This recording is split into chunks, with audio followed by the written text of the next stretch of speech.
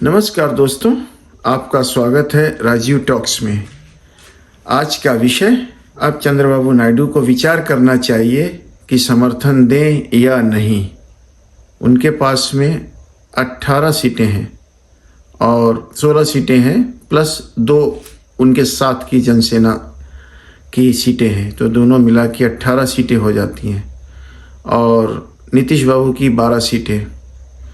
12 सीटों पर तो खैर मैं ये कह सकता हूँ कि वो इलेक्शन के बाद वापस हो जाएंगे इंडिया गठबंधन की तरफ, कि उन्हें मालूम है कि SIR के द्वारा जो घोटाला किया जाएगा तो उसमें वो अपनी सीटें बरकरार रखना चाहते हैं और उसके बाद में वो सीटें मिला के महागठबंधन के साथ वो सरकार फिर बना लेंगे।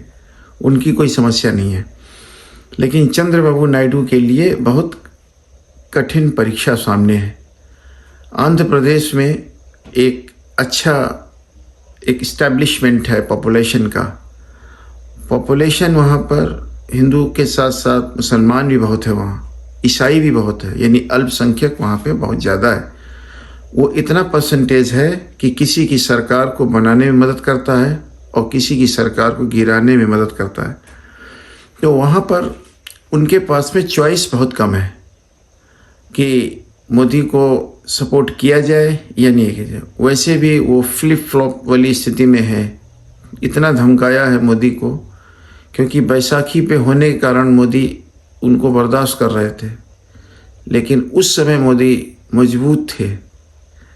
ये जब से राहुल गांधी ने उनका भांडा फोड़ दिया है चुनाव आयोग का कि ये सरकार ही अवैध है, तब से चंद्रबाबू नायडू का जो ख्याल है, जो उनके विचारों में अंतर आया होगा और उनको अब सोचने के लिए मजबूर होना पड़ रहा होगा, अरे ये तो बड़ा मुश्किल है, ऐसे रहेंगे तो आंध्र प्रदेश की जनता हमें वोट नहीं देगी।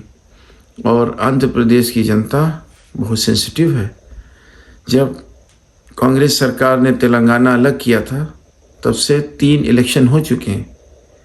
3 इलेक्शन का मतलब कि 10 साल वहाँ से 2 बार इलेक्शन होके कंप्लीट हो गए। तीसरा इलेक्शन होने के बाद में सरकार पे आए हैं चंद्रबाबू नायडू। कांग्रेस पार्टी का खाता नहीं खुला है, जमानत जब्त होती है हर बार। ऐसा कोई कैंडिडेट नहीं है वहाँ पे जिसने जमानत बचाई हो अपनी। वो 150, 150, 1000, 2000, 50,000 तक तो पहुँच जाते हैं, लेकिन जमानत की स्थिति अलग होती है। जीतना तो मुश्किल है, वो तो छोड़िए, ब्लॉक स्तर पे कोई एक उनका कैंडिडेट नहीं है। लोकसभा खाली है, विधानसभा में एक भी सीट नहीं है, और उसके बाद में जो पंचायत के इलेक्शन होते हैं उनमें भी बहुत मार्जिनल, शायद 1-2, उस वहाँ तक हमने गहराई से देखा नहीं। लेकिन अगर किसी का एक भी सदस्य राज्यसभा में ना हो, एक भी सदस्य लोकसभा में ना हो, एक भी सदस्य विधानसभा में ना हो, तो क्या कहेंगे? उनका वहाँ पे बिल्कुल नष्ट नाबूद कर दिया वहाँ की पब्लिक ने। तो वहाँ की पब्लिक बहुत अलग है। अगर उनको ये पता चल गया कि नायडू ने मोदी साहब को इस तरह से सपोर्ट किया जब चोरी और धांधली में पकड़े गए तब भी, तो वो बर्बाद करने में हिचकेंगे नहीं। तो इसलिए नायडू को मालूम है कि आंध्र की पॉलिटिक्स अलग है, बिहार की पॉलिटिक्स अलग है, उत्तर प्रदेश की पॉलिटिक्स अलग है।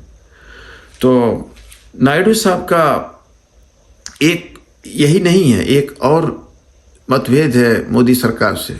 एक तो वहाँ की कैपिटल बनाने के लिए वहाँ पे झगड़ा चल रहा है, ये पैसे नहीं दे रहे हैं, अगर दिए भी हैं तो बहुत थोड़े दिए हैं, पूरा पैसा नहीं देते हैं, बिल्कुल बार्गेनिंग करते हैं बिजनेसमैन की तरह। वो थक चुके हैं, बार बार दिल्ली आते हैं, बार बार वो नोटिस लाते हैं, धमकाते हैं। लेकिन वो तब की बात है जब वो मोदी मजबूत होते थे।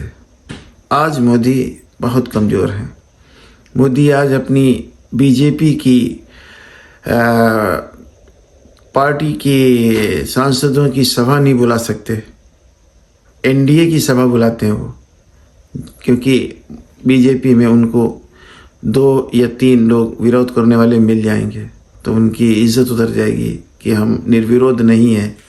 सबसे पहला नाम तो बता देते हैं, गडकरी साहब हैं। गडकरी साहब उनकी इज्जत उतारने के लिए घूमते रहते हैं।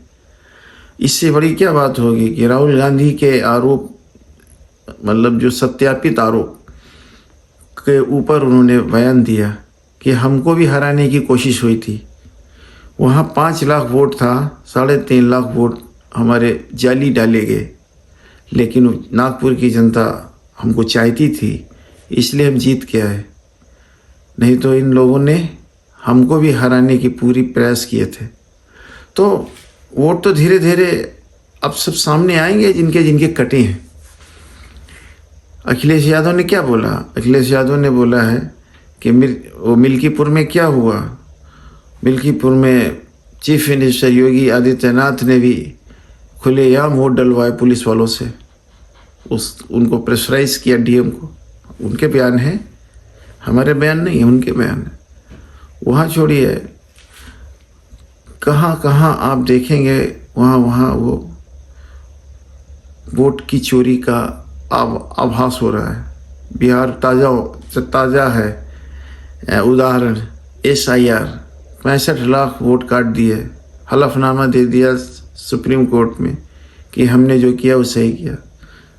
ये काम चलने वाला नहीं है। आज संसद में इतना बड़ा मार्च हुआ, मार्च होने के बाद में 300 से ज़्यादा सांसद वहाँ इकट्ठे हुए, हवा बोल दिया। लेकिन अब ये देखना होगा कि नायडू साहब के पास अभी कोई मजबूरी नहीं है, ना वहाँ कोई इलेक्शन होने वाले हैं, ना वहाँ पे किसी प्रकार का कोई राज्यसभा का कोई वहाँ पे प्रश्न है। हाँ, नीतीश कुमार का तो मैं मान सकता हूँ कि नीतीश बाबू को भी नवंबर में इलेक्शन फेस करना है, तो वो ये चाहते हैं कि इतने सीटें आ जाएं कि जो लालू यादव से हम बार्गेनिंग करके चीफ मिनिस्टर बन जाएं। उनकी तो बात समझ में आ रही है, लेकिन इलेक्शन के तुरंत बाद वो पलटी मार जाएंगे। तो नायडू साहब को ये भी सोचना है कि ट्रम्प साहब ने जो 50% का टैरिफ लगाया है, उस टैरिफ का सबसे ज़्यादा असर अगर पड़ेगा तो वो साउथ इंडिया को पड़ेगा, और उसमें भी आंध्र प्रदेश को।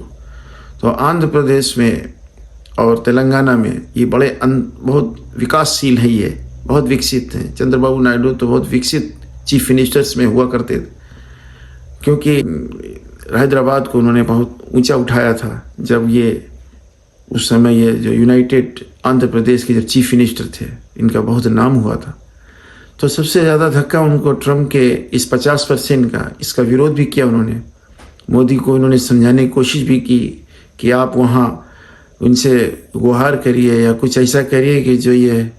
तो नायडू साहब को मोदी साहब की कोई भी पॉलिसी यानी फॉरेन पॉलिसी से कोई खुश नहीं है।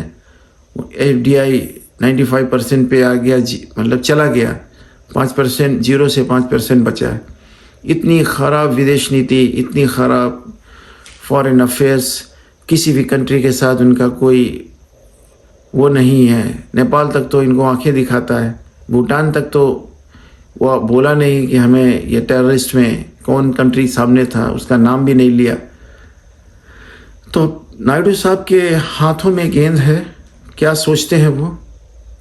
उससे पहले कि उनके सारे सांसद टूट जाएं, तो एक अपना नाम बना ले ताकि वो जनता को अपना मुंह दिखा सके। आज का वीडियो यहीं तक। अगर आपको ये वीडियो पसंद आया है तो लाइक करें, सब्सक्राइब करें और कठोर से कठोर, प्रिय से प्रिय कमेंट्स करें। कोई चिंता की बात नहीं है। धन्यवाद।